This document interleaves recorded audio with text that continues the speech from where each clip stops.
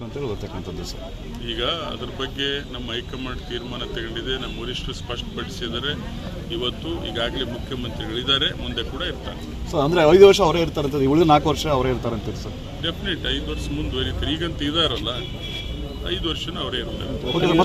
ಮುಂದಿನ ಅವರು ಹೊರಿತಾರ ಅಂತ ಅದಕ್ಕೆ 5 ವರ್ಷ ಇರ್ತಾರೆ ಅಂದ್ರೆ ಮತ್ತೆ ಮುಂದುವರಿತಾರೆ ಅಂತ ಕೇಳಿದ್ರೆ ಏನು ಹೇಳಿ. ನಾಯ್ಡು ಅವರು ಕೂಡ ಹೇಳಿರ್ತಕ್ಕಂಥ ಸರ್, ಉತ್ತಮ ಆಡಳಿತ ಕೊಡ್ತಾ ಇದ್ದಾರೆ. ಈಗಾಗಲೇ ರಾಜ್ಯದಲ್ಲಿ ಒಳ್ಳೆ ಆಡಳಿತವನ್ನು 5 ಗ್ಯಾರಂಟಿ ಯೋಜನೆಗಳನ್ನು ಪ್ರತಿಯೊಬ್ಬ ಬಡವರ ಮನೆಗೆ ತಲುಪಿಸ್ತಕ್ಕಂಥ ಕೆಲಸವನ್ನು ಈ ದೇಶದಲ್ಲಿ ಯಾರಾದರೂ ಮುಖ್ಯಮಂತ್ರಿಗೆ ಮಾಡಿದರೆ ಅದು ಸಿದ್ದರಾಮಯ್ಯ ಸಾಹೇಬ್. ಇವತ್ತು ಸಾಮಾನ್ಯ ಜನರಿಗೂ ಕೂಡ ಸರ್ಕಾರದ ಕಾರ್ಯಕ್ರಮ ಮುಟ್ತಾ ಇದೆ. ಇವತ್ತು 4 ವರ್ಷ ಆಗಿತ್ತು ಮನೆಗಳು ಬರ್ದಾನೆ, ಇವತ್ತು 1250 ಕೊಟ್ಟಿದ್ದಾರೆ. 2-2.5 ಸಾವಿರ ಈ ವರ್ಷ ಕೊಡ್ತಾರೆ. ಮನೆ ಈ ಜನಸಂಖ್ಯೆ ಬೆಳೀತಾ ಇದ್ದಂಗೆ ಸರ್ಕಾರದ ಕಾರ್ಯಕ್ರಮಗಳು ಕೂಡ ಉತ್ತಮ ರೀತಿಯಲ್ಲಿ ಜಾರಿ ಆದರೆ ಹೆಚ್ಚು ಅನುಕೂಲ ಆಗ್ತದೆ. ಕೆಪಿಸಿಸಿ ಅಧ್ಯಕ್ಷರ ಬದಲಾವಣೆ ಚರ್ಚೆಯೂ ಕೂಡ ನಡೀತಿದೆ. ಕೆಪಿಸಿಸಿ ಹೈಕಮಾಂಡ್ ಚರ್ಚೆ ಮಾಡ್ತಾರೆ, ಹೈಕಮಾಂಡ್ ಇದೆ, ಅದನ್ನು ಸೂಕ್ತ ಸಮಯದಲ್ಲಿ ಚರ್ಚೆ ಮಾಡ್ತಾರೆ. ಹೈಕಮಾಂಡ್ ಕೇಳ್ತಕ್ಕಂಥ ಪ್ರಶ್ನೆ, ನಮ್ಮ ವರಿಷ್ಠರು ಕೇಳ್ತಕ್ಕಂಥ ಪ್ರಶ್ನೆ ನನಗೆ ಕೇಳಿದ್ರೆ ಅದಕ್ಕೆ ಉತ್ತರ. ತಾವು ಕೂಡ ಶಾಸಕರಿದ್ದೀರಿ, ಡಿ.ಕೆ. ಶಿವಕುಮಾರ್ ಕೂಡ ಮುಖ್ಯಮಂತ್ರಿ ಆಗಬೇಕು ಅಂತ ಹೇಳಿ ಬಹಳ ಸ್ಪಷ್ಟ ಹೇಳ್ತಾ ಇದ್ದೇನೆ.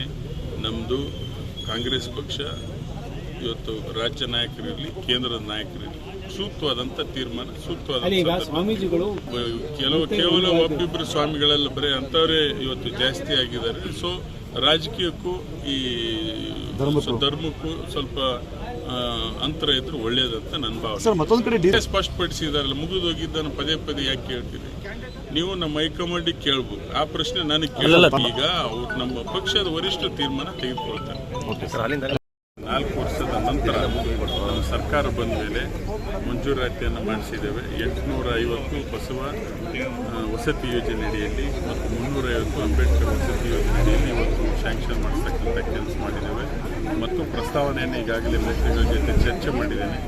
ಈ ವರ್ಷ ನಮಗೆ ಕನಿಷ್ಠ 2-2.5 ಸಾವಿರ ಮನೆಗಳು ಬೇಕು ಅಂತೇಳಿ ಒತ್ತಡವನ್ನು ಅವ್ರಿಗೆ ಹಾಕಿದ್ದೇನೆ. ಸೊ ಮುಂದಿನ ದಿನಮಾನಗಳಲ್ಲಿ ಇಂಪ್ಲಿಮೆಂಟನ್ನು ಮಾಡ್ತೀವಿ. ಹಿಂದೆ ಮಂಜೂರಾಗಿರ್ತಕ್ಕಂಥ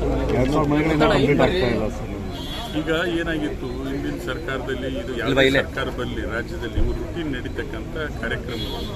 ಸೊ 3-4 ವರ್ಷ ನಿಂತಾಗ ಅವು ಸ್ವಲ್ಪ ಪ್ರೋಗ್ರೆಸ್ ಆಗಬೇಕಂದ್ರೆ ತಡವಾಗಿ ಆಗ್ತದೆ. ಇವತ್ತು ನಾವು ಕೂಡ ಅಧಿಕಾರಿಗಳ ಜೊತೆ ಚರ್ಚೆ ಮಾಡಿ ಸ್ಪೀಡಪ್ ಮಾಡ್ತಾ ಇದ್ದೀವಿ, ಆದಷ್ಟು ಬೇಗನೆ ಮುಗಿಸ್ತೀವಿ. ಸರಿ, 2,000 ಮನೆಗಳಿಗೆ ಹೆಂಗೆ ಮುಕ್ತಿಗೆ ಸಿಗ್ಬೋದು ಅಂತ?